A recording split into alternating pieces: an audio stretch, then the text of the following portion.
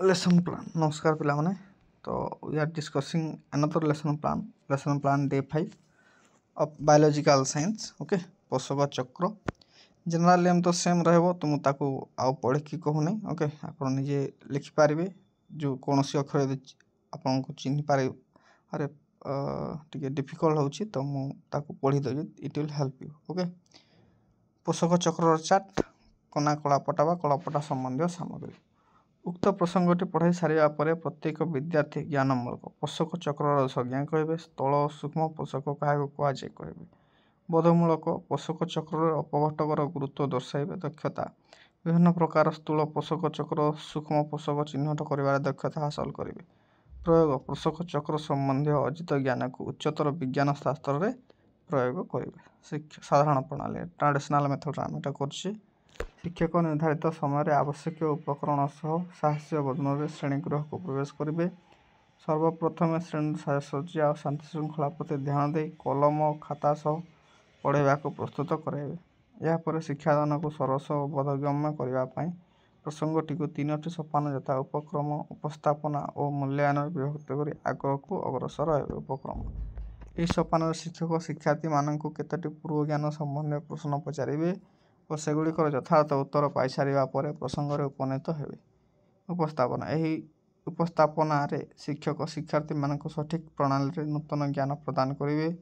प्रसंगटी को उपस्थापना करने पर विद्यार्थी माने शिक्षादान केदूर हृदयंगम कले ताहा जानापी बोधज्ञान परिमापक और सारांश निर्णायक प्रश्नावली पचारे मूल्यांकन शिक्षक केतोटी लब्धज्ञान परिमापक प्रश्न पचारे परिशेष शिक्षार्थी मानक गृहकर्म और धन्यवाद दे श्रेणी विदाय ने उपक्रम पूर्व ज्ञान परीक्षा प्रारंभिक प्रश्नावली शिक्षकों प्रश्न जीव बंचा और वृद्धि आवश्यक मौलिक उपादान को कौन कहुए विद्यार्थी संभाव्य पोषक परिसंस्थार पोषकर मुख्य उत्स परिवेश पोषक तत्व खाद्य श्रृंखला को किपरि आसे उत्पादक साहाय्य परिवेश उत्पादक अपघटक पोषक चक्र प्रवाह को कौन कहुए उद्देश्य ज्ञापन प्रसंग उपनीतकरण उपरोक्त प्रश्नगुड़िकर सठिक उत्तर पाई सारा पर आज आम पोषक चक्र विषय आलोचना करवा बोली कही शिक्षक कलापटा स्थित खाली स्थान को पूर्ण करेंगे पोषक चक्र उपस्थापना नूतन ज्ञान प्रदान प्रदर्शन और आलोचना पद्धति ओके डेमोन्स्ट्रेशन कम डिस्कसन मेथड शिक्षक आनी पोषक चक्र चार्ट को विद्यार्थी मान देखाइबे एवं ता विषय आलोचना करेंगे प्रत्येक जीवर शरीर केतेक मौलिक उपादान को नहीं तैयारी जीव बंचा और वृद्धि विभिन्न प्रकार मौलिक उत्पादन आवश्यक मौलिक उपादान आवश्यकता को देखी या दुई भाग में विभक्त करा ओके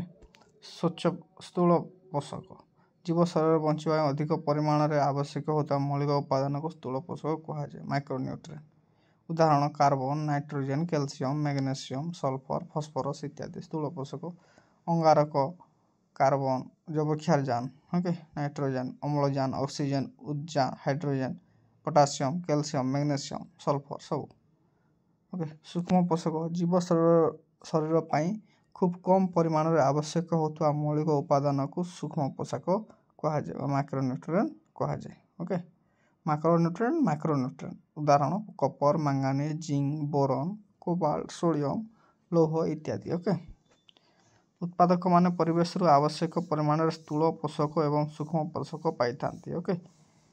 उत्पादकों ठारू पोषक पदार्थ तृणभोजी एवं पर भक्षक प्राणी शरीर को जाए और उत्पादक और भक्षक मृत्यु पर शरीर में मटे मिसे सबुज उद्भिद अम्लजान जीव अणुजीव अंगारकाम्ल ओके ये चलती चक्र यह एक स्थूल पोषक चक्र कहुए माटी थिबा बीजाणु कवक परी अपघटक मान मृत शरीर अपघटन करी पोषक पदार्थ को पुणी परिवेश को मुक्त कराती पोषक पदार्थ मान उद्भिद द्वारा एवं सेमानक जरिया अन्य जीवों द्वारा व्यवहृत होता है एवं अपघटक मान द्वारा पुणी परिवेश में मुक्त होता है एवं यह एक चक्राकार प्रक्रिया चली था तेणु यह पोषक चक्र कहुए परिसंस्थार अपघटक भूमिका खूब गुरुत्वपूर्ण जो ही परिसंस्थार पोषक चक्र न्यूट्रिएंट पूल पूर्ण रही पोषक कुंड न्यूट्रिएंट पूल परिपूर्ण रहे पोषक कुंड कहले गोटे परिवेश रे एक निर्दिष्ट समय उपलब्ध थिबा पोषक तत्वर परिमाण। पदज्ञान परीक्षा पदज्ञान परिमापक प्रश्नावली कहा जोगु पोषक पदार्थ परिवेश रे मुक्त होइथांती। परिवेश रे मुक्त भाव रे थिबा पोषक पदार्थ कहा जरिया प्राणी माने व्यवहार करती। कार्बन नाइट्रोजन ऑक्सीजन इत्यादि को कहीं स्थूल पोषक कहा जाए।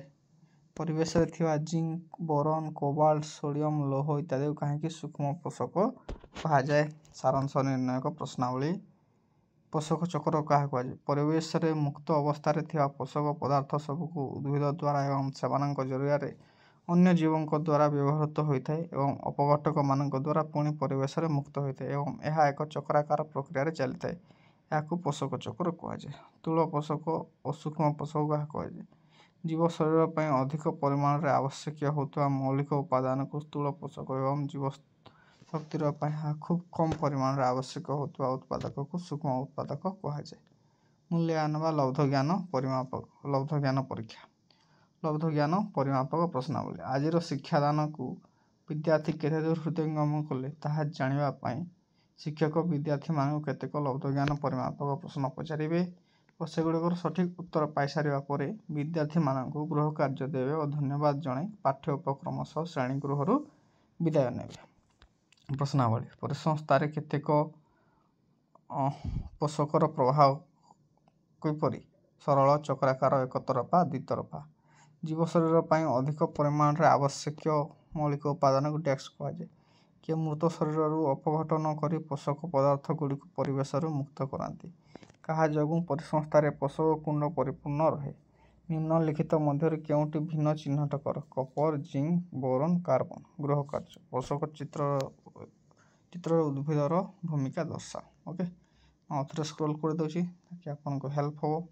It will help you in your lesson plan during the school internship. Okay.